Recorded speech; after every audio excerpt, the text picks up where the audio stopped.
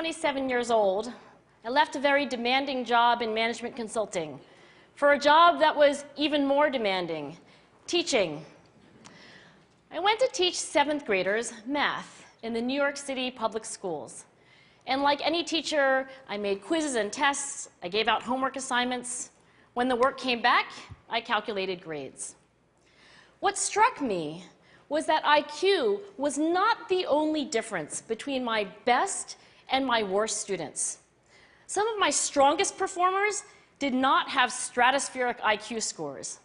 Some of my smartest kids weren't doing so well. And that got me thinking. The kinds of things you need to learn in 7th grade math, sure, they're hard. Ratios, decimals, the area of a parallelogram. But these concepts are not impossible.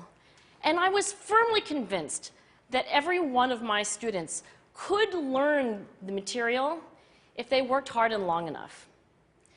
After several more years of teaching, I came to the conclusion that what we need in education is a much better understanding of students and learning from a motivational perspective, from a psychological perspective.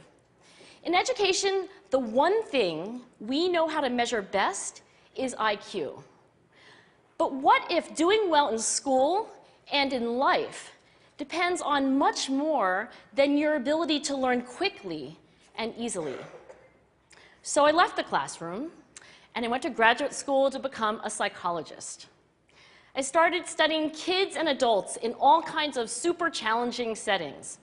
And in every study, my question was, who is successful here and why? My research team and I went to West Point Military Academy. We tried to predict which cadets would stay in military training and which would drop out. We went to the National Spelling Bee and tried to predict which children would advance farthest in competition. We studied rookie teachers working in really tough neighborhoods, asking which teachers are still going to be here in teaching by the end of the school year. And of those, who will be the most effective at improving learning outcomes for their students? We partnered with private companies asking which of these salespeople is going to keep their jobs and who's going to earn the most money. In all those very different contexts, one characteristic emerged as a significant predictor of success. And it wasn't social intelligence, it wasn't good looks, physical health, and it wasn't IQ. It was grit. Grit is passion and perseverance for very long-term goals. Grit is having stamina. Grit is sticking with your future, day in, day out, not just for the week, not just for the month, but for years, and working really hard to make that future a reality. Grit is living life like it's a marathon, not a sprint. A few years ago, I started studying grit in the Chicago public schools. I asked thousands of high school juniors to take grit questionnaires, and then waited around more than a year to see who would graduate. Turns out that grittier kids were significantly more likely to graduate, even when I matched them on every characteristic I could measure, things like family income, standardized achievement test scores, even how safe kids felt when they were at school.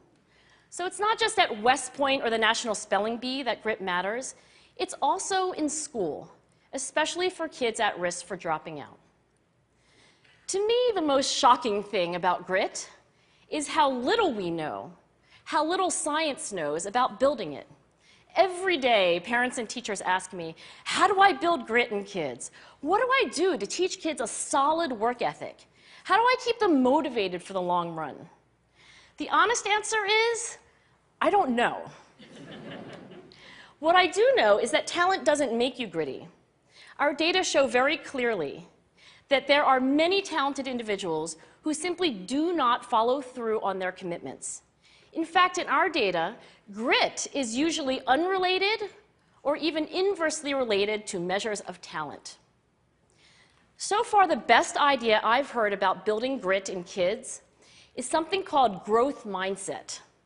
This is an idea developed at Stanford University by Carol Dweck, and it is the belief that the ability to learn is not fixed, that it can change with your effort. Dr. Dweck has shown that when kids read and learn about the brain and how it changes and grows in response to challenge, they're much more likely to persevere when they fail because they don't believe that failure is a permanent condition. So growth mindset is a great idea for building grit, but we need more. And that's where I'm going to end my remarks, because that's where we are. That's the work that stands before us. We need to take our best ideas, our strongest intuitions, and we need to test them. We need to measure whether we've been successful, and we have to be willing to fail, to be wrong, to start over again with lessons learned. In other words, we need to be gritty about getting our kids grittier. Thank you.